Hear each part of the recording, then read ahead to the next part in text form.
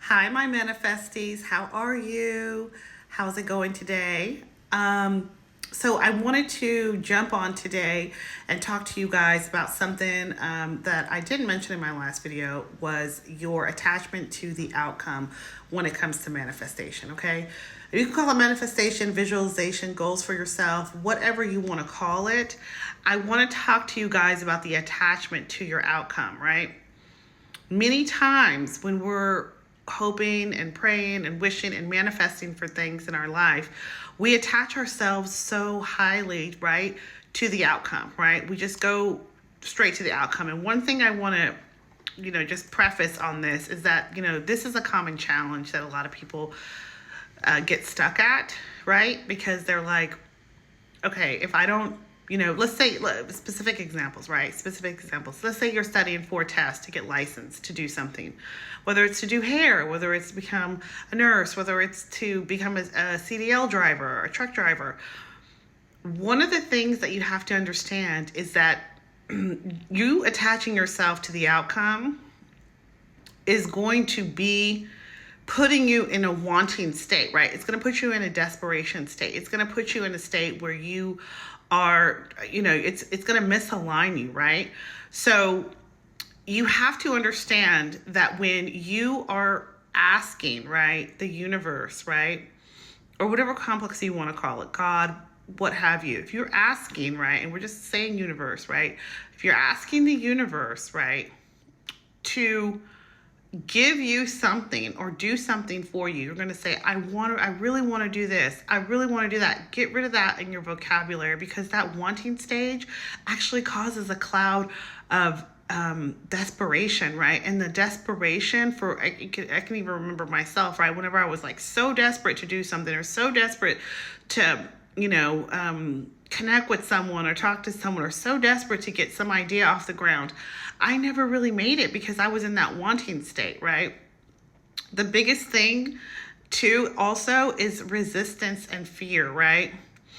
Because the fear creates the resistance, right? So the fear creates the resistance, which can block your natural flow in this process, right? So if you're thinking about it, right, like I said, the fear, the resistance, the fear and the resistance, it blocks the natural flow, right? Because you're thinking about this process instead of putting some type of intention behind it, putting some actual activity behind it, And your readiness, right? So what does your readiness look like, Are you in a place where you're in a clear mindset, right? Are you in a place where you have some peace, or have some a space and place for you to go to where you can, think this out through, right? Because the preparation is key, right? Preparation is key. The positive outlook, the intentions, the activity and the intentions that go with it, right, is all key, right? To it all swirling together and coming together in perfect time for you, right? The right time, the right place at the right time, right? The right place at the right time is when it's going to come to you, And even energetically, right? How does that look, right? So the other thing is the limited perspective, right? When you're too attached to the specific outcome, you may become blind, right? Or fixated on it. And when you're blind and fixated on it, you don't see other paths or other avenues to get there, because sometimes you're like, how did this person get there so quickly? Or how did they pass on the first try? Or how did they get that, their credit score that quick to get that home that they've always dreamed of? Or how did they, get that person back? Or how did they, get their marriage back on track? And how did they do that? Because, right, there's always, like, what do they say, 9 or 10 ways to skin. I don't want to say it, but you know what I mean. There's always other ways to do stuff, right? So when you're going down this path of manifestation, if you have this openness to you and this learning, and instead of attaching yourself to the outcome and you're thinking, okay, I got to do this in 2 weeks, this has got to happen for me. you have to start thinking about other ways to get there, right? Maybe even easier ways. Maybe even, you know what they say about the path of least resistance? Maybe that path opens up and unlocks something for you, you know? So that's one thing I want you to remember, is that you may close yourself off to exploring new avenues, right? So when you're exploring these new avenues, you know, you're going to be like, wait a minute, I didn't have to go there. You know, a lot of people don't tell you how to get there, right? They tell you, do this, do this. I saw a funny story one time. It was like totally ridiculous, but it was like, you're going to wake up at 5 a.m. in the morning. You're going to do this. You're going to do that. And it was just like so ridiculous. I was like, that's not, you know, I'm thinking to myself, you know, because I'm an optimist, but sometimes I'm always like, I don't believe everything I see, right? So I was like, how did you get there? And they will never tell you, right? But the thing about it is, you know, we, in this community, right, that we have here, our manifestees, right, we're manifesting. We're not worried about that because we believe that the right place at the right time will come to us, right?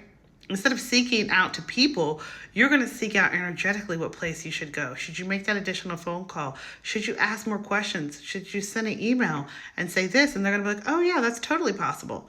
You know, you can find different ways how to get to the goal, right?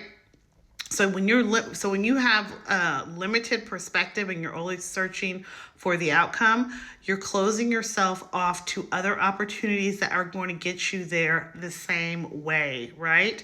Because at the end of the day, right, you're going to get, if you really want to get there and you believe you can get there, you're going to find the path that you have to walk on, the path that was written out for you, you know, because it's a unique journey, right?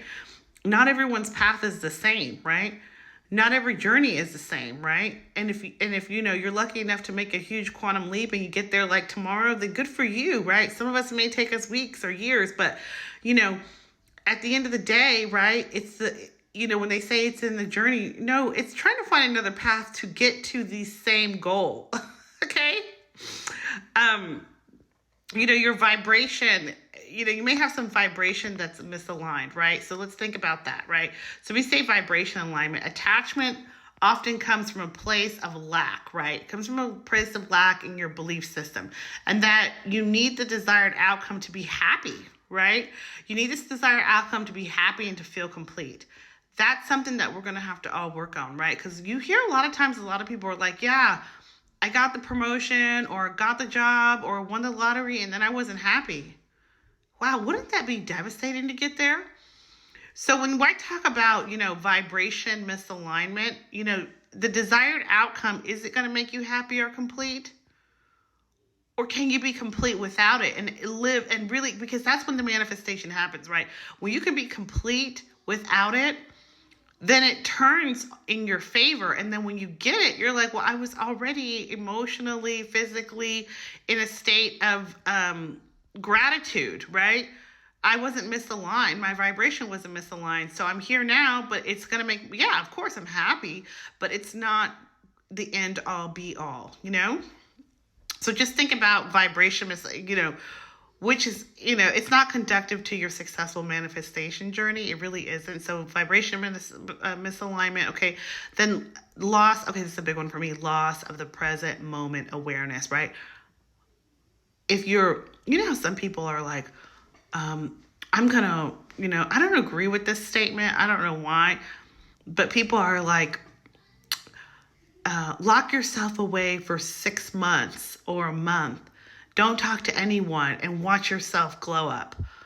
Okay, that is, to me, right, in my opinion, I think it's a little bit negative because then you're kind of like thinking that people are going to be jealous of you, right? And to me, you know, the loss of the present moment, let me get back to that, right? So when you're telling, oh, I'm just gonna grind hard, I'm gonna keep, and then I'm gonna watch these people. That to me is like, hey, what's your motivation again? Is it for yourself or is it for them? You know, think about that.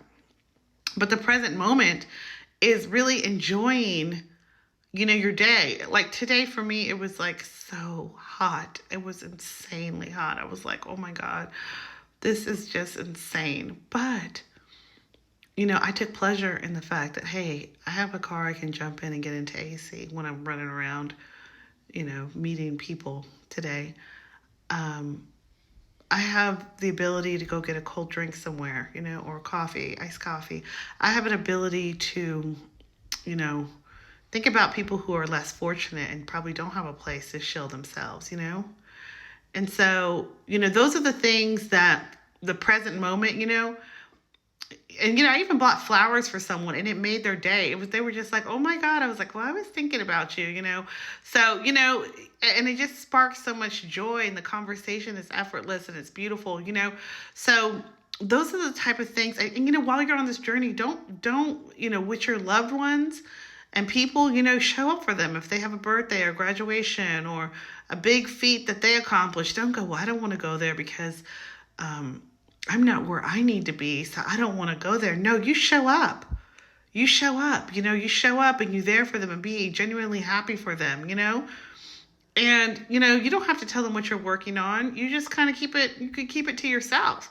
But being in that present moment, that person that you want to be, I'm always like, yeah, show up for that person.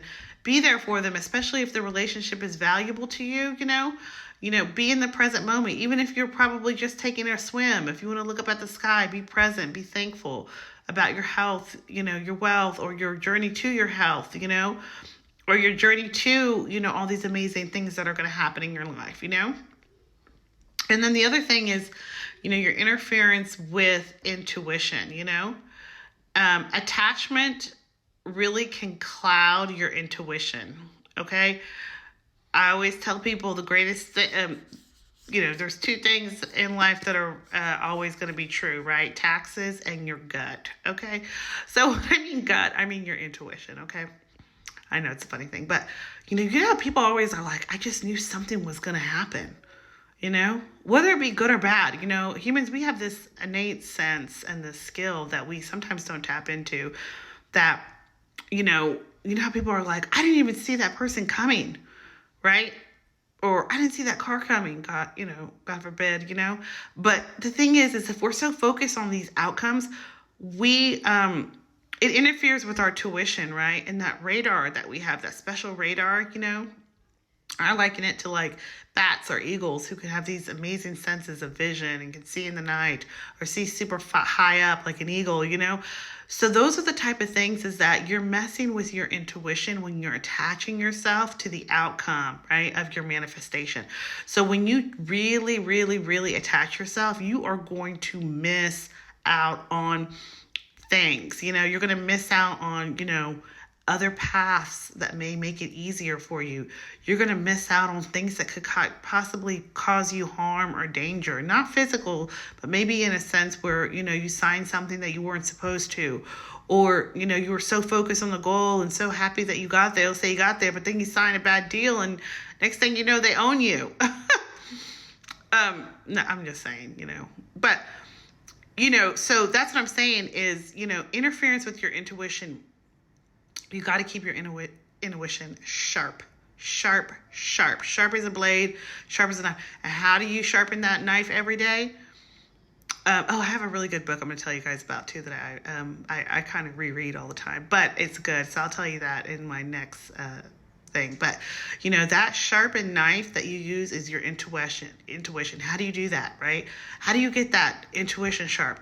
You want to make sure that you're constantly creating peace, meditation, prayer, however you clear your mind, so you can be alert enough, right, to realize that about your manifestation, right, through your manifestation journey, right.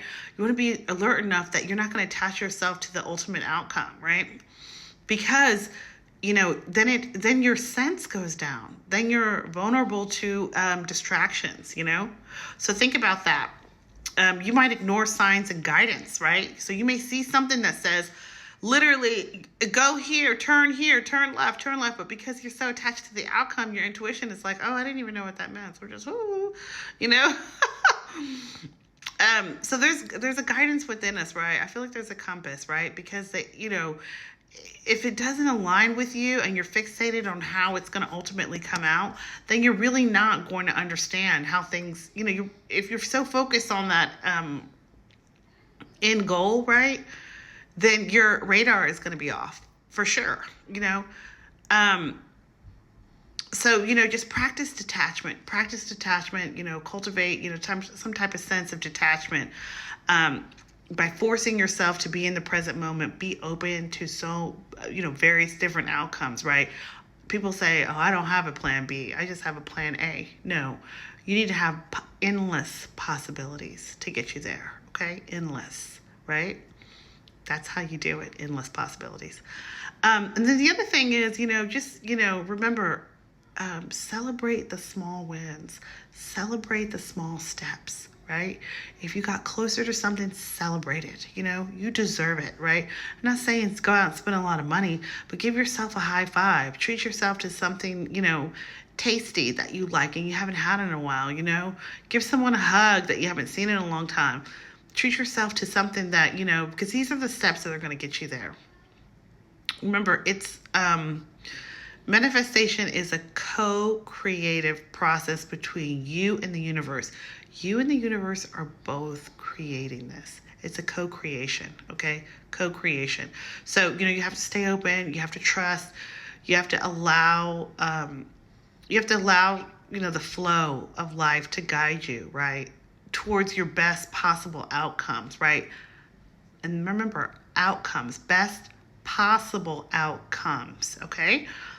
All right. So anyways, that's what I wanted to talk to you guys about attachment. Let me know if you like this video, share the link, share it with someone that you think would need it. And anyways, thank you so much, my manifesties. I heart you and I look forward to seeing you very soon. All right. Bye.